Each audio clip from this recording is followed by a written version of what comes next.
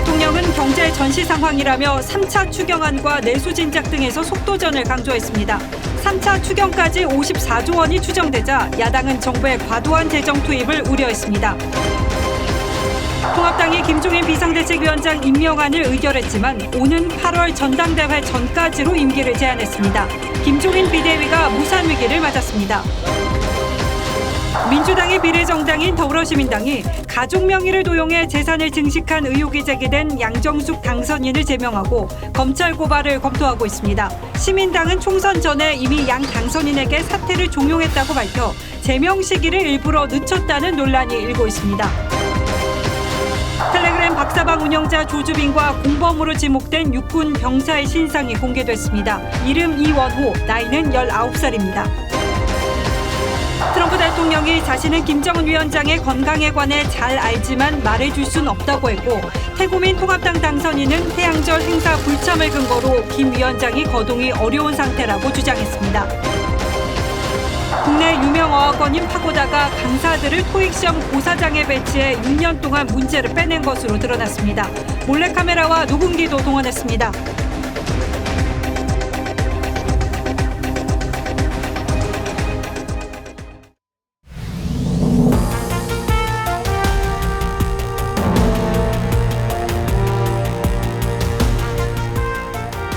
여러분 안녕하십니까? 뉴스9의 신동욱입니다. 문재인 대통령이 우리 경제 상황을 전시 상황이라고 규정했습니다. 단순한 엄살로 들리지는 않습니다.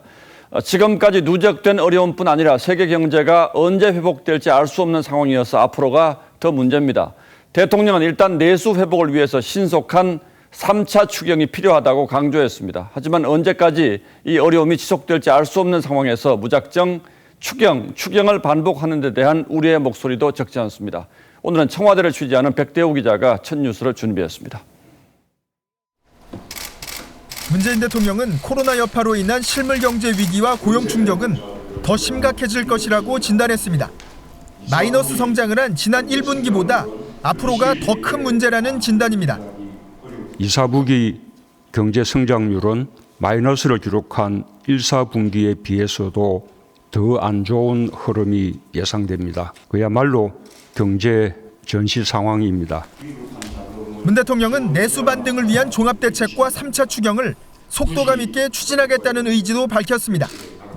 11조 7천억 원 규모의 1차 추경에 이어 현재 심사 중인 12조 2천억 원의 2차 추경에 더해 30조 원가량의 3차 추경까지 5월 국회에서 처리하겠다는 겁니다.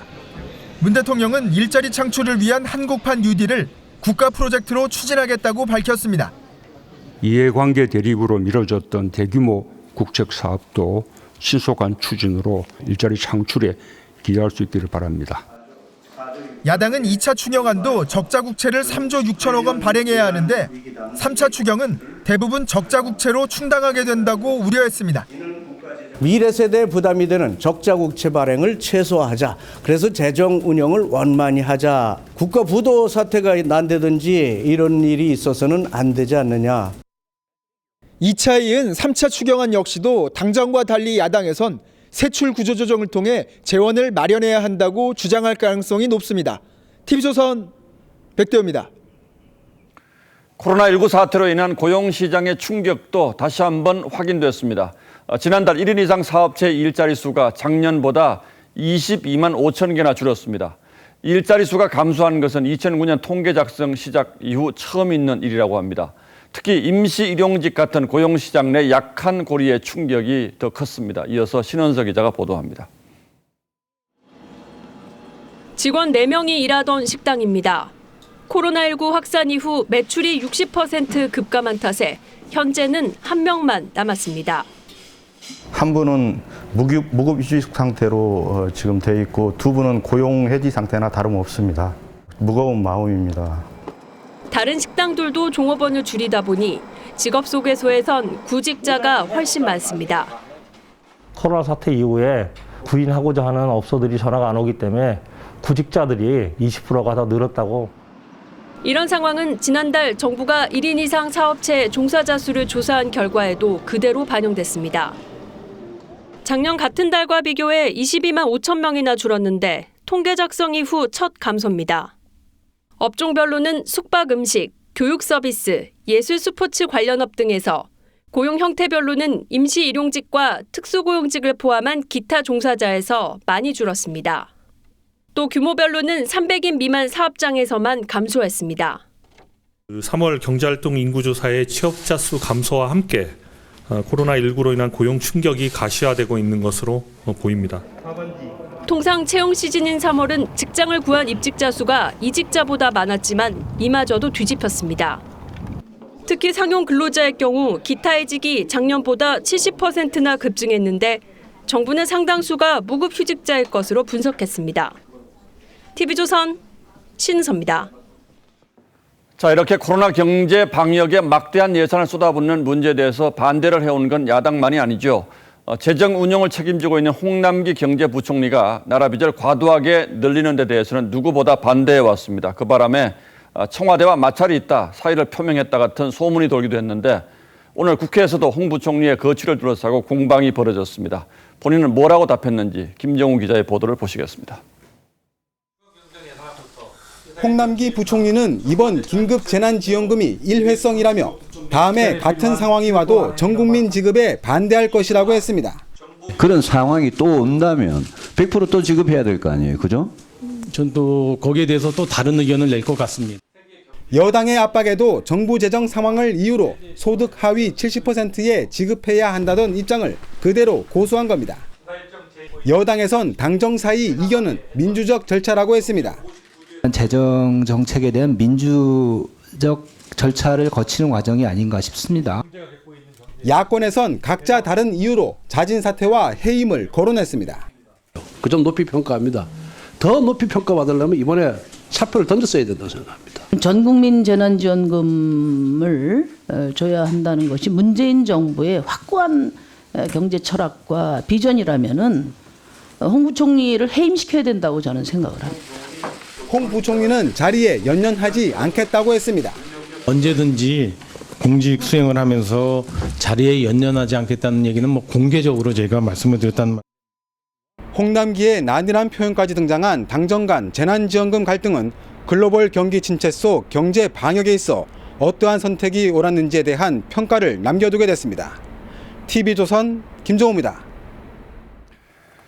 미래통합당은 김종인 비대위 출범을 의결했습니다. 하지만 8월 이후까지 임기를 보장하기 위한 당헌 개정안은 의결하지 못했습니다. 즉 이 상태로 비대위원장에 취임을 하게 되면 오는 8월까지만 비대위를 맡을 수 있고 그때 가서 또 어떻게 될지는 알 수 없는 상황이 되는 거죠. 그러자 김 전 위원장은 자신을 추대한 걸로 볼 수 없다며 거절 의사를 밝혔고 이 시각 현재 심재철 원내대표와 김재원 정책위 의장이 김 위원장의 집으로 찾아가서 설득 중입니다. 통합당의 상황이 꼬이고 또 꼬여서 매듭이 잘 보이지 않습니다. 이채림 기자가 취재했습니다. 8월 전당대회 개최를 명시한 당원 부칙을 삭제해 비대위 임기를 보장하려던 상임 전국위가 정족수 미달로 우선됐습니다. 하지만 뒤이어 열린 전국위원회는 김종인 비대위를 의결했습니다. 김종인 비대위원장의 임명안은 전국위원회에서 통과됐음을 여러분께 말씀을 드립니다. 김종인 전 위원장의 요청에 따라 비대위 임기를 없애려던 당초 구상과 달리 8월 전당대회까지만 유지되는 한시적 비대위를 결정한 겁니다. 임시 규정 개정은 새 비대위의 몫으로 남았습니다. 당헌 개정은 새로운 비대위원장이 추진해 나갈 것입니다. 당 일각에선 당원 개정 없이 전국위가 열린 데 대한 반발도 나왔습니다. 8월 30일에 대해서 본인이 수용을 했는지 안 했는지 빠진 상태에서 억지로 절차를 밟았다는 것은 김종인 전 위원장은 오늘 결정을 추대로 생각하지 않는다며 지도부로 다시 공을 넘겼습니다.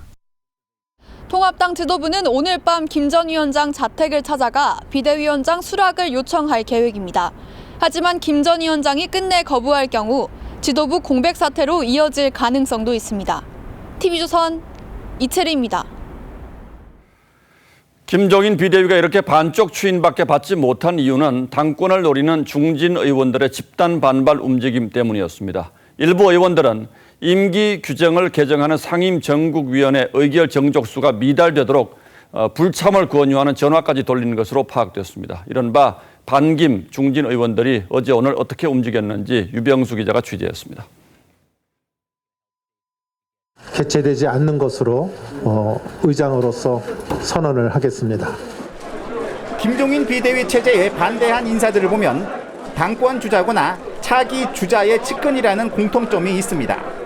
김종인 비대위 체제에서는 계속해서 이런 논란이 발생할 수밖에 없다는 것은 원내 대표를 노리는 중진들도 김 전 위원장에게 호의적이지 않았습니다.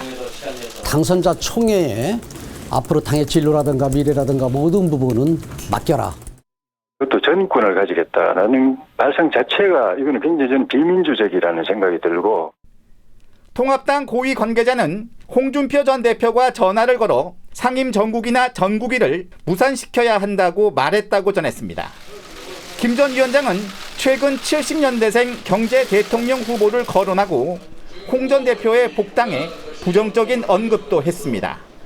기록적인 총선 참패에도 통합당은 뼈를 깎는 쇄신에 집중하기보다 내부 주도권 싸움에 골몰하고 있다는 지적도 나옵니다. TV조선 유병수입니다. 민주당의 비례정당인 더불어시민당이 비례대표 15번으로 공천했던 양정숙 당선인을 제명했습니다. 부동산 매입 과정에서 세금을 적게 내기 위해서 동생의 명의를 도용했다는 의혹 때문인데 양 당선인은 위법 행위는 없었다며 의원직 사퇴는 하지 않겠다는 입장입니다. 시민당은 형사고발을 검토하고 있습니다. 서주민 기자입니다. 서울 대치동의 한 아파트입니다. 더불어시민당 양정숙 당선인이 지난 2005년 동생과 공동명의로 매입했습니다. 이 과정에서 양 당선인이 매입 의사가 없는 동생의 명의를 도용했다는 게 의혹의 핵심입니다. KBS 보도에 따르면 양 당선인 동생은 민주당 후보 검증팀에 세금을 탈루하려고 명의 신탁을 한 것이란 취지로 증언했습니다.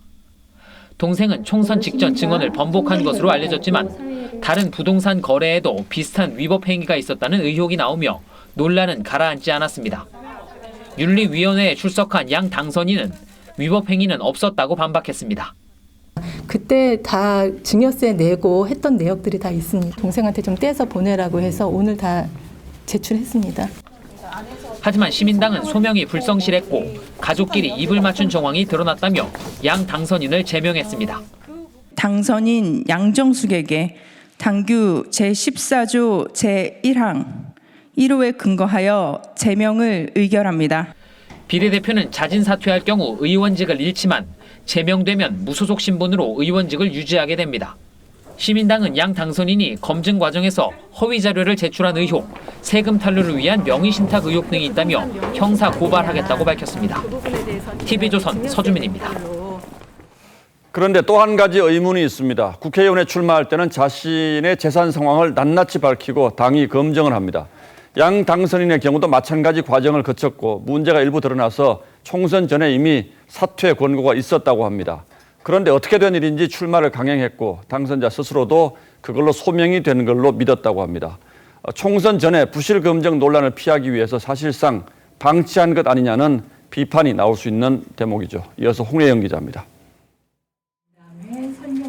서울 강남 일대 등의 아파트 3채와 건물 2채를 보유한 더불어시민당 양정숙 당선인은 총선 공천을 신청하면서 92억 원의 재산을 신고했습니다.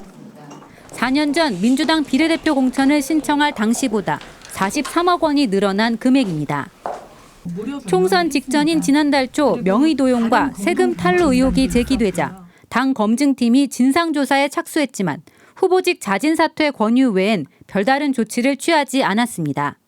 그 부분에 대해서 당에서 다 소명을 해서 제가 당선인까지 될 수 있었던 것입니다. 당에서도 사퇴해야 한다는 의견이 나왔었다고 했었거든요. 제가 공식적으로 그걸 연락받은 적은 없습니다. 당 지도부는 총선 공천에 앞서 부동산 문제를 엄격하게 보겠다고 했지만 모든 민주당의 후보자들이 집을 재산 증식 수단으로 삼지 않겠다고 약속하고 거주 목적 외에 주택을 처분할 것을 서약할 수 있도록. 양정숙 당선인은 부실하게 검증한 겁니다. 인권 변호사로 알려진 양 당선인은 지난 1월 국가인권위 비상임위원회에 임명됐지만 비례대표 출마를 위해 42일 만에 사퇴했습니다. 미래한국당은 선거 전에는 문제를 덮어놓고 이제 와서 뒷북 제명을 하느냐고 지적했습니다. 대체 검증을 하긴 한 것입니까? 부실 검증이라면 무능력이 확인된 것이고 알고도 뭉갰다면 국민 기만이자 총선용 은폐입니다. TV조선 홍혜영입니다. 21대 총선이 끝나긴 했습니다만 20대 국회 임기는 아직 한 달이나 남아있는데 국회는 사실상 개점 휴업 상태입니다. 마지막 임시국회 상임위 자리는 절반 이상이 비어있고 발의만 된 채 처리하지 못한 법안이 15,000건이 넘습니다. 이대로라면 대부분 쓰레기통으로 들어갈 가능성이 높습니다. 조덕현 기자가 오늘 열린 국회 상임위 풍경을 카메라에 담아왔습니다. 오늘 오전 열린 국회 산업통상자원 중소벤처기업위원회 전체 회의. 정원 29명 가운데 자리에 앉아있는 위원은 6명에 불과합니다. 정원이 22명인 외교통일위원회도 6명만 회의장을 지켰습니다. 의결하도록 하겠습니다. 아직까지 안 올라오고 좀 기다리시죠. 긴급재난지원금 지급을 위한 추경안을 심사하는 예산결산특별위원회 역시 빈자리가 많습니다. 예, 수고하셨습니다. 다음은 지금 자리에 안 계신 분들이 많으셔서요.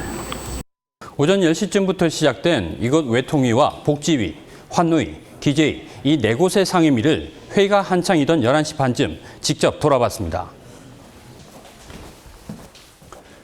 자리를 지킨 위원이 정원의 반을 넘은 상임위는 단 한 곳도 없었습니다. 현재 국회 본회의 통과를 기다리고 있는 법안은 15,449개.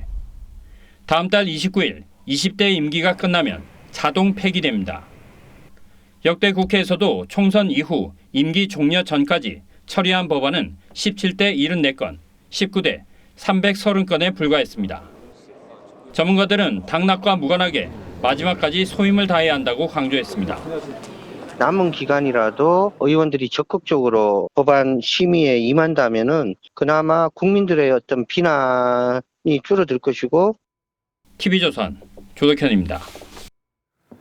현직 검사장과 채널A 기자 사이 유착 의혹을 수사 중인 검찰이 채널A 본사에 대한 압수수색을 시도했습니다. 하지만 채널A 기자협회 측이 언론 자유에 대한 침해라며 강력히 반발하면서 영장을 아직 집행하지는 못했습니다. 검찰은 이 의혹을 보도한 MBC에 대한 압수수색 영장도 청구했는데 법원이 기각했습니다. 최민식 기자가 보도합니다. 검찰의 채널A 압수수색 영장엔 대상지로 5곳이 명시됐습니다. 채널A 본사 보도본부와 검언유착 의혹에 연루된 이모 기자 자택 등입니다. 이 가운데 해당 기자의 근무부서인 보도본부 사회부는 기자들의 반발로 압수수색이 제대로 진행되지 못했습니다. 채널A 기자들은 보도본부는 민감한 취재 자료를 취합하고 공유하는 공간이라며 취재 업무 방해이자 언론 자유에 대한 침해라고 주장하며 검사와 수사관의 진입을 막았습니다. 서울중앙지검 형사 1부는 압수수색 대상 가운데 일부는 종료됐고 일부는 진행 중이라며 장소별 집행 경과는 확인해 줄 수 없다고 했습니다. 이번 압수수색은 채널A 소속 기자가 신라젠 대주주였던 이철 전 밸류인베스트 코리아 대표 측을 상대로 협박성 취재를 했다는 민주언론 시민연합의 고발에 따른 겁니다. 채널A 측은 지난 9일 문제가 된 녹취록에 있는 검찰 관계자가 언론에 보도된 검사장인지 특정하기 어렵다고 밝힌 바 있습니다.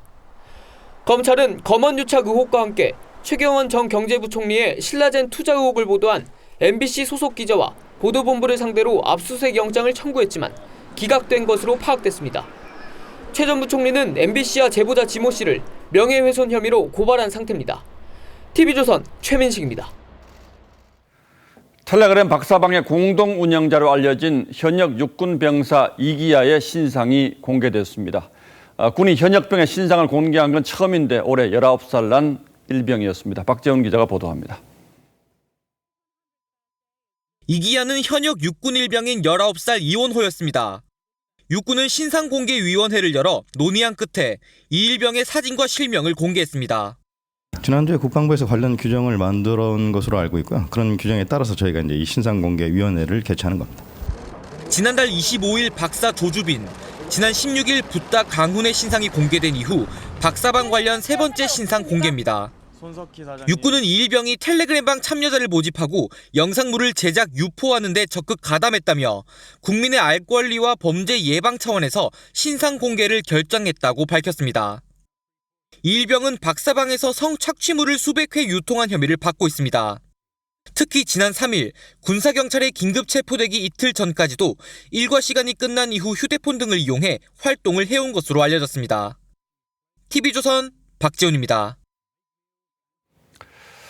이렇게 N번방 사건 피의자들의 신상은 속속 공개되고 있는데 처벌은 여전히 솜방망이라는 지적이 많습니다. 이 가운데 IP 추적이 불가능한 이른바 다크웹을 통해서 아동 성착취 영상을 대량으로 공유한 손모 씨에 대해서 미국이 범죄인 인도 요청을 해왔습니다. 이런 경우에 범죄인 인도가 가능한지 따져보겠습니다. 자, 강동원 기자, 이 손모 씨는 일단 신상 공개는 되지 않은 상태죠? 왜 안 했습니까? 일단 손모 씨 같은 경우에는요, 이 N번방 사건이 국민적 공분을 사기 전에 이미 검거돼서 복역 중인 상태였습니다. 손모 씨가 운영한 사이트는 지난 2018년 적발 당시에 이용자만 128만 명에 달했던 미성년자 성착취물 사이트였습니다. 세계 최대 수준의 규모였는데요. 손모 씨는 음란물 제작 배포로 1심에서는 징역 2년에 집행유예 3년을 받았었지만 2심에서는 1년 6개월로 감형되는 대신 실형이 선고됐었습니다. 자, 현재 형을 다 산 상태이기 때문에 추가로 신상 공개를 하기가 어렵다고 봐야 됩니다. 지금 보면 솜방망이 처벌이었던 셈이군요. 예, 맞습니다. 자, 그런데 미국이 범죄인 인도 요청을 해오는 건 미국 법을 어긴 것도 있기 때문에 데려가서 다시 처벌하겠다 이런 취지죠. 그런데 이게 가능합니까? 예, 가능합니다. 일단 미국과 우리나라는 범죄인 인도 조약을 맺은 상태이기 때문에 이 송환하는 데 큰 문제는 없어 보입니다. 그런데 우리나라에서 이미 처벌을 받지 않았습니까? 나라가 달라지면 이중 처벌이 가능합니까? 예, 법으로 금지한 게 이중 처벌인데요. 이중 처벌이 되기 때문에 같은 제목으로는 어렵다고 봐야 됩니다. 그래서 미국도 아동 청소년 성보호 법률이 아닌 국제 자금 세탁 등의 혐의로 범죄인 인도를 요청한 상태입니다. 그러니까 미국이 인도를 해간다고 하더라도 아동 청소년 성보호 관련 법으로는 처벌하기 어렵다는 거죠? 예, 그렇습니다. 처벌하기 어려운데요. 다만 미국에서는 자금 세탁 혐의로만 기소되더라도 최대 20년까지도 징역이 가능합니다. 자금 세탁만으로도 한국에서보다 중형을 받을 가능성에 무게를 받고 있는 거죠. 들어보시겠습니다. 아동 청소년 음란물 관련돼서 기소하거나 처벌하기는 어렵지만 양형이라든지 아니면 다양한 요소로 고려를 해서 좀 높이지 않을까라고 그렇게 예상을 하고. 지금 검찰이 손모 씨를 인도할 것인지 심사를 청구한 상태고요. 예, 그렇습니다. 그럼 송환은 가능합니까? 예, 송환도 가능해 보입니다. 일단 이 손 씨가 저지른 범죄 자체도 중대하고 최근 10년 동안 자료를 봐도 이 외국에서 범죄인 인도 신청을 하면 대부분 인도를 허가했습니다. 예, 미국에서 지은 죄가 있다면 또 받아야겠죠. 예, 강동원 기자 잘 들었습니다.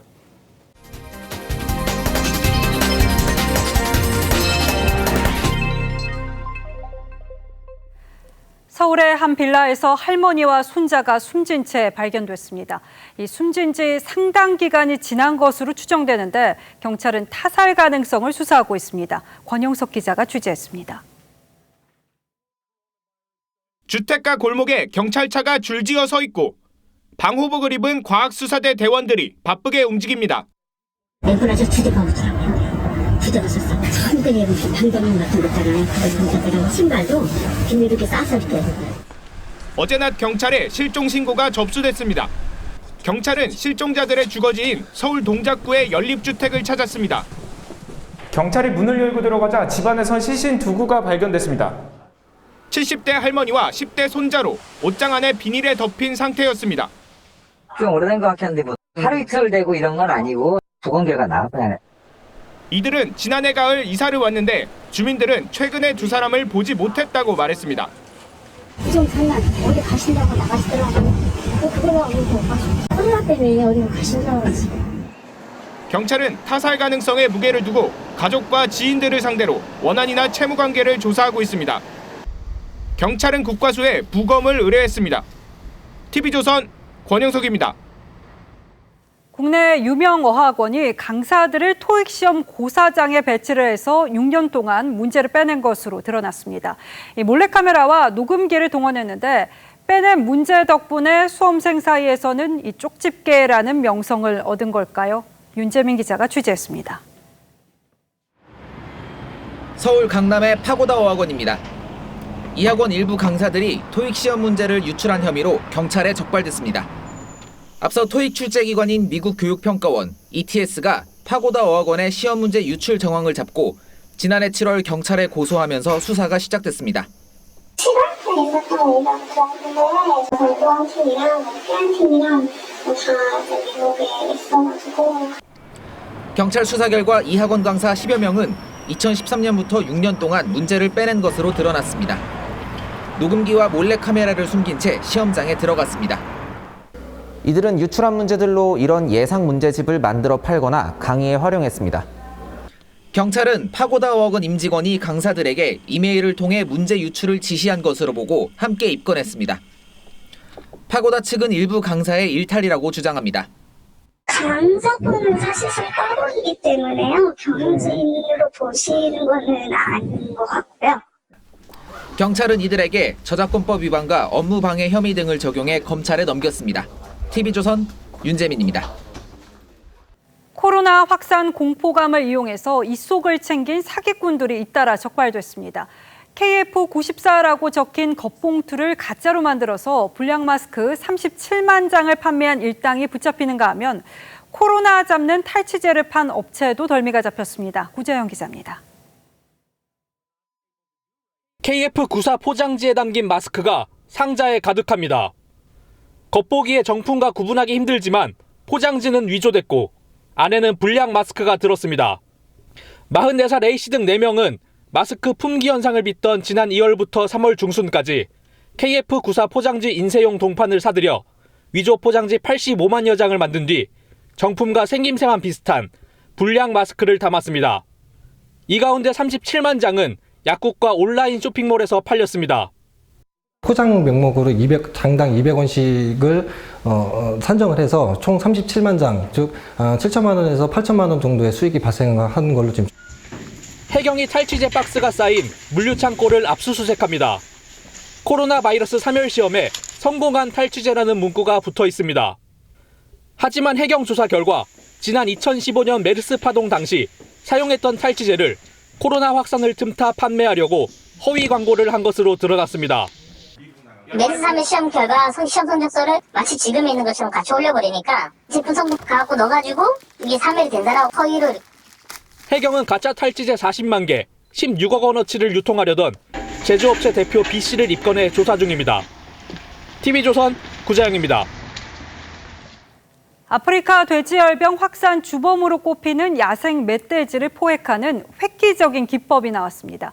보통은 포획에 틀이나 총이 이용되는데 국내 연구진이 냄새에 착안을 해서 암퇴지의 분비물로 멧돼지 유인에 나섰는데 대성공이었습니다. 김다루 기자입니다.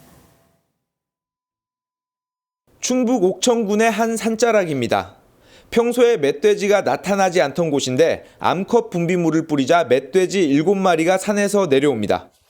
국내 한 연구팀이 분비물을 이용한 야생 멧돼지 유인 실험에 성공했습니다. 평소에는 나타나지 않다가 소변하고 분비물을 살포를 하게 된 결과 야생 멧돼지들이 이렇게 출몰을. 높고 깊은 산속까지 멧돼지를 추적하지 않고 평지로 유인하는 방법입니다. 아프리카 돼지열병 파동 이후 멧돼지 포획에 나선 지자체들은 그동안 포획틀을 설치하느라 어려움을 겪었습니다. 그 포획틀이 굉장히 무겁거든요. 이렇게 사람들이 옮길 수 있는 그런 상황이 아니고 차로만 한다든지. 연구진은 아프리카 돼지열병 발생지에서 이 기법을 사용하면 감염된 야생 멧돼지가 남하하는 것도 막을 수 있다고 분석했습니다. 공동구역이 만들어지기 때문에 남쪽에 있는 멧돼지들이 북상을 하게 됩니다. 연구진은 분비물을 이용한 멧돼지 유인 기법을 고라니 등 다른 유해동물 포획에도 적용할 예정입니다. TV조선 김다로입니다. 공동주택 공시가격에 대한 집주인의 민원이 급증한 것으로 나타났습니다. 3년 만에 110배가 폭증을 해서 3만 7천여 건을 기록했는데 낮춰달라는 민원이 압도적이었습니다. 하지만 민원이 받아들여진 경우는 없는 것이나 다름없는 상황이어서 이 고가주택 소유자들은 보유세 부담 증가를 피할 수 없게 될 전망입니다. 지선호 기자가 집단으로 민원 제기에 나선 아파트에 다녀왔습니다. 서울 양천구 목동의 아파트 단지입니다. 전체 세대의 5분의 1이 넘는 560세대가 공시가격이 과도하게 올랐다며 집단 의견 제출에 나섰습니다. 200세대 이상이면 수정이 가능하다 그러더라고요. 종부세가 어렵게 해당되기 때문에. 양천구는 공시가격이 지난해 비해 18% 올라 강남, 서초, 송파구에 이어 네 번째로 공시가격 상승률이 높았습니다. 올해 전국 공시가격은 평균 6% 올랐는데 서울의 경우 이처럼 10에서 25%까지 크게 오른 지역이 많습니다.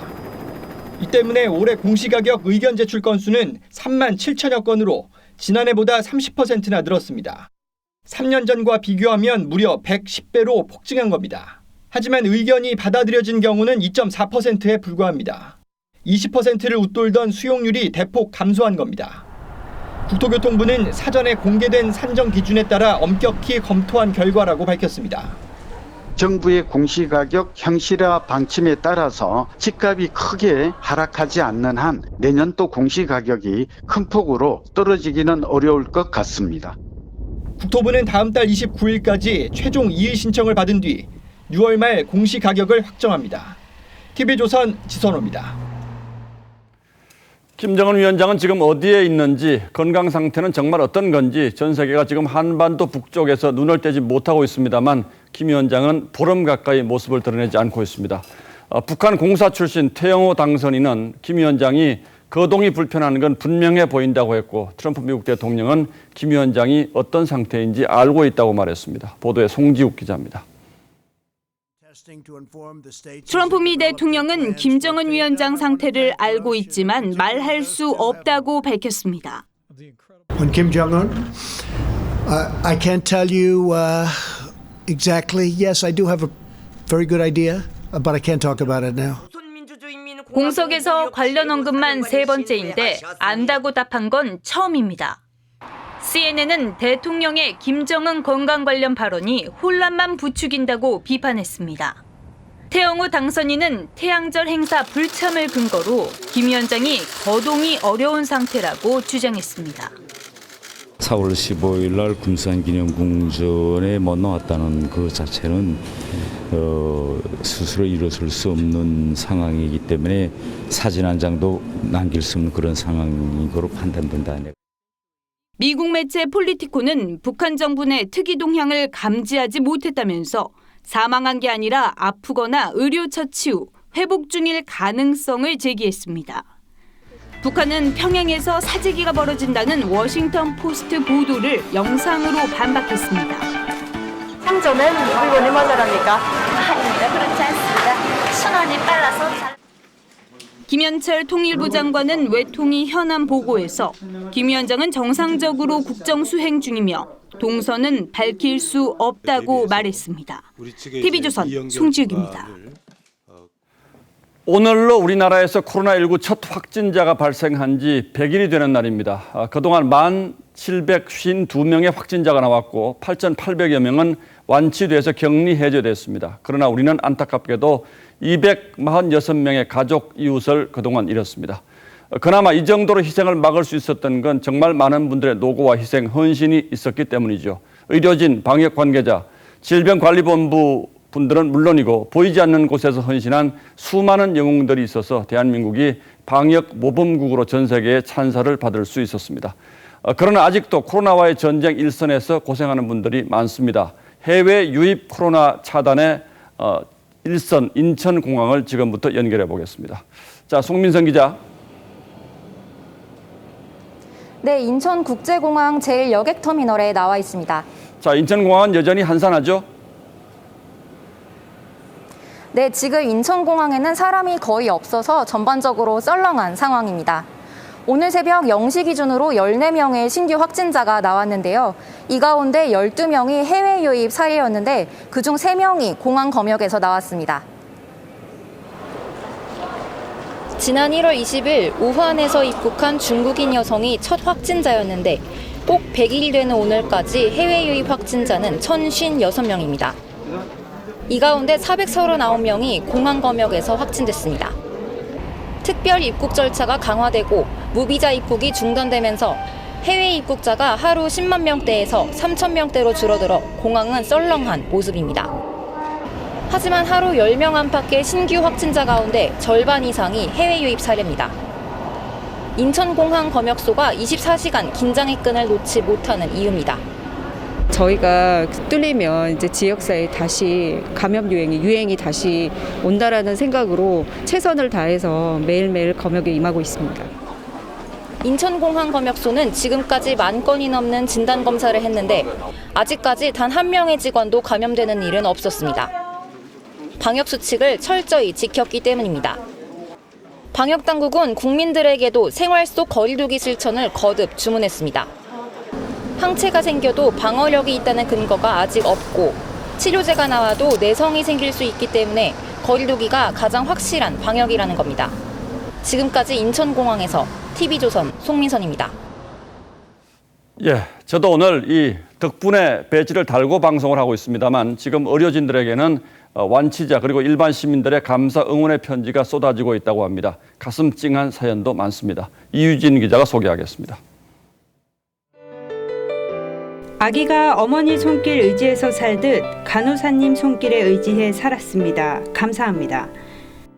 방호복을 입고 계셔서 얼굴도 성함도 알 수는 없지만 정말 고맙습니다. 완치자들이 의료진들에게 보내는 감사의 편지가 이어지고 있습니다. 지난 100일 동안 감염의 위험을 무릅쓰고 방역 최일선에서 사투를 벌인 의료진들은 3,700여 명. 이들은 환자들의 응원과 회복이 힘이 된다고 말합니다.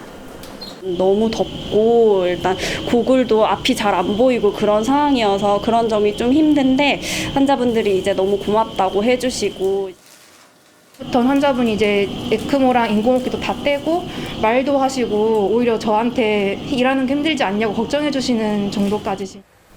안식년임에도 불구하고 대구 자원봉사에 나섰던 60살의 간호사는 당시의 상황을 잊을 수 없습니다. 우리 좀 살려달라는 그런 고우 문자까지 메시지가 올 정도로 그 당시에는 정말 숨을 쉴 수 없을 만큼의 패닉 상태에 빠졌습니다. 코로나19 극복의 1등 공신인 의료진의 감사의 뜻을 전하는 덕분에 챌린지도 공직 분야를 넘어 사회 각계 각층으로 확산하고 있습니다. TV조선 이유진입니다. 코로나 사태는 세계 부호들의 지형도 바꾸어 놓았습니다. 특히 온라인 IT 기업 CEO들은 코로나 특수로 돈방석에 앉았고 중국은 1호 부호도 역전됐습니다. 오늘의 포커스는 코로나19가 바꿔놓은 세계 부자 지도에 맞췄습니다. 이혼 발표와 불륜 스캔들로 지난해 세간을 떠들썩하게 한 제프 베조스 아마존 회장. 재산 153조 원의 세계 최고 가부가 부인에게 준 위자료는 40조 원으로 알려졌죠. 트럼프 대통령에게는 그가 눈엣가시였는지. Frequent targets of Trump. He wants political influence so that Amazon will benefit from it. That's not right. 하지만 이런저런 풍파에도 그는 올 들어 재산을 30조 6천억 원 더 불렸습니다. 이건희, 서정진, 국내 부호 1, 2위 회장님들의 전 재산을 다 합친 돈을 넉 달 만에 번 셈입니다.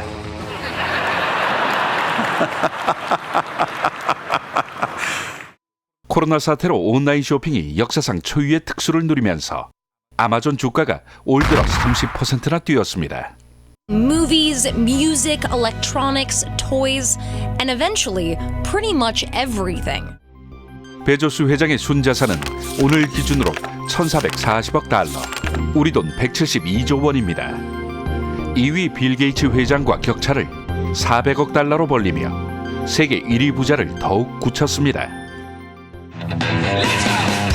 코로나 사태가 부자들의 세대 교체를 이룬 곳, 바로 중국입니다. 천하의 마윈 알리바바 창업주를 대륙 최고가 부자리에서 밀어낸 건 IT 기업 텐센츠의 48살 마화텅 회장입니다.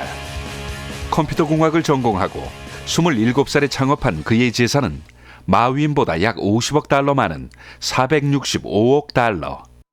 11억 명이 쓰는 메신저 위챗과 게임 등 콘텐츠가 이른바 코로나 시대 중국인들 일상을 깊숙이 파고들었습니다. 시진핑 주석의 신임도 돈독한지 중국 정부의 코로나 격리자 동선 추적 기술도 그의 회사가 개발했습니다. President Xi said it would be even better for Guangdong province to have more high-tech giants like Tencent, and he encouraged us to make greater efforts. 코로나 사태 후 국제기구와 각국 정부에서는 화상회의가 익숙한 풍경이 됐죠. 이 화상회의 서비스를 제공하는 기업 줌의 에릭 위안 CEO는 코로나 사태 후 3조 1천억 원을 벌었습니다. 기업가들의 결실은 물론 값지지만 지구촌 이웃들이 고통받는 속에 오른 돈방석인 만큼 이들도 여느 때와는 다른 책임감을 느껴야 하지 않을까요? 뉴스나인 포커스였습니다. 코로나가 유통업계 격변의 시기를 당겼습니다. 온라인 쇼핑이 대세로 자리 잡으면서 백화점, 대형마트 같은 이 오프라인 매출이 지난달 사상 최대 감소세를 보이자 롯데, 신세계, 현대 등 오랜 전통의 유통기업은 발빠른 태세 전환을 보이고 있습니다. 권용민 기자입니다. 대형마트 천장에 긴 레일이 끝없이 이어져 있습니다. 온라인 주문 상품을 장바구니에 담은 뒤 레일에 올리면 저절로 옮겨져 지역별로 분류되고 1시간 반 안에 배송이 이루어집니다. 롯데는 7개 계열사를 통합한 온라인 쇼핑몰을 만들고 오프라인 매장들을 이를 뒷받침하는 배송 거점으로 바꿉니다. 신세계는 지난해 온라인 쇼핑 계열사를 설립해 새벽 배송에 뛰어들었고 현대백화점은 온라인 동영상 쇼핑을 강화하고 있습니다. 점포 장사만으론 더 이상 생존할 수 없게 됐기 때문입니다. 코로나19로 비대면 소비가 늘면서 지난달 오프라인 유통 매출은 사상 최대폭으로 줄었습니다. 전체 유통업 매출에서 온라인의 비중은 처음으로 50%가 됐습니다. 온라인 쇼핑 매출이 백화점, 마트, 편의점, 슈퍼 등을 모두 합친 것과 맞먹는 겁니다. 전 세계 최고로 과열한 시장이 됐다. 목숨 걸고 들어왔기 때문에 지금 엄청난 앞으로 소용돌이가 칠 수 있다. 미국에서도 월마트, 베스트바이 등 유통 공룡들이 속속 온라인 주문, 배송 거점으로 매장을 전환하고 있습니다. 유통업체들의 변신은 선택이 아닌 필수가 됐습니다. TV조선 권용민입니다.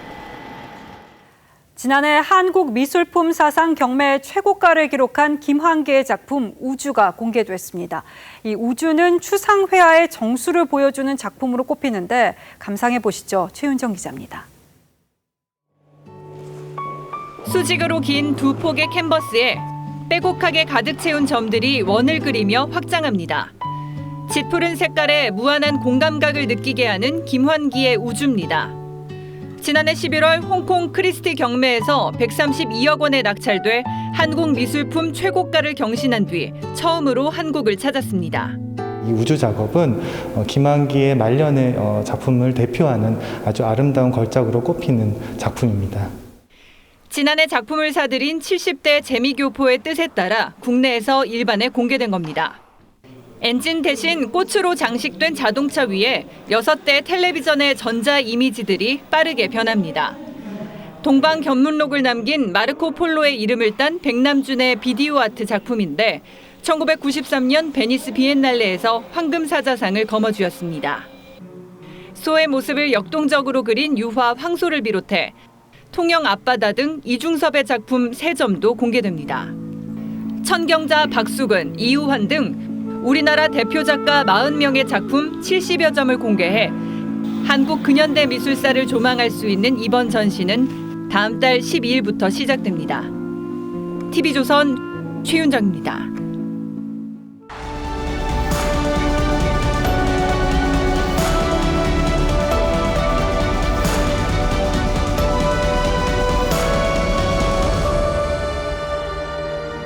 Here again was the very voice of God. 영화 아마데우스에서 살리에르가 모차르트의 완벽한 악보를 보며 전율합니다. 그는 궁정 악장으로 모든 것을 누리던 당대 비엔나 최고의 음악가였죠. 하지만 모차르트를 시기하다 못해 신을 원망합니다. Like a lust in my body, and then deny me the talent. 당나라의 시인 유정원은 뭐든 등에 지리하는 상상 속의 곤충 부판을 노래했습니다. 부판은 갈수록 짐이 무거워도 계속 더 올려지고 가다 결국 죽음에 이릅니다. 유정원은 인간의 끝없는 욕심이 부판 같다고 했죠. 시인이 밤하늘의 별을 보며 가진 자는 더 가지려 하고 높은 자는 더 오르려 하는 인간을 돌아봅니다. 나는 하루에 12번 웃는데 별은 1초에 79개씩 사라진다. 별은 세상에 마음이 없어 사라지고 세상에 마음이 있어 사람들은 무섭게 모여든다. 민주화 이후 가장 막강한 권력을 거머쥐었다는 민주당에서 벌써 개헌 얘기가 나왔습니다. 차기 당대표 주자로 꼽히는 송영길 의원이 대통령을 한 번 더 할 수 있는 중임제로 헌법을 바꾸자고 했습니다. 대통령 핵심 측근 윤건영 당선인도 협치보다 속도를 강조했습니다. 그런가 하면 민주당 비례정당의 우희종 대표는 국가보안법 폐지와 윤석열 총장 사퇴를 언급했습니다. 여권 비례당선인 최강욱 전 청와대 비서관은 세상이 바뀌었다는 것을 확실히 느끼도록 갚아주겠다고 했습니다. 그는 조국 전 장관 아들에게 허위 인턴 증명서를 발급한 혐의로 재판을 받으러 나와 법정에 서야 할 사람들은 한 줌도 안 되는 정치 검사들이라고 했습니다. 그의 눈엔 이제 사법부도 보이지 않는 모양입니다. 이해찬 민주당 대표가 개헌과 검찰총장 거지 같은 얘기를 삼가라며 역풍을 경계합니다만 야당까지 지리멸렬한 지금 권력의 욕심은 걷잡을 수 없는 것일까요? 역설적이게도 이 대표 스스로가 대통령 10명은 더 당선시켜야 한다며 50년 집권을 언급했던 당사자입니다. 미국의 소설가 마크 트웨이는 망치던 사람 눈에는 모든 게 못으로 보인다고 했습니다. 골프와 정치는 고개 드는 순간 망한다는 박지원 의원의 말도 생각납니다. 권력의 제일 위험한 순간은 자만과 탐욕이 스며들 때입니다. 4월 28일 앵커의 시선은 세상이 바뀌었다 였습니다.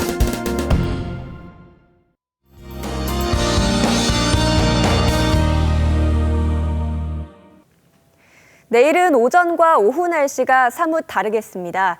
일단 내일 새벽부터 약한 스모그가 유입되는데요. 수도권 지역을 중심으로 미세먼지 농도가 높겠습니다.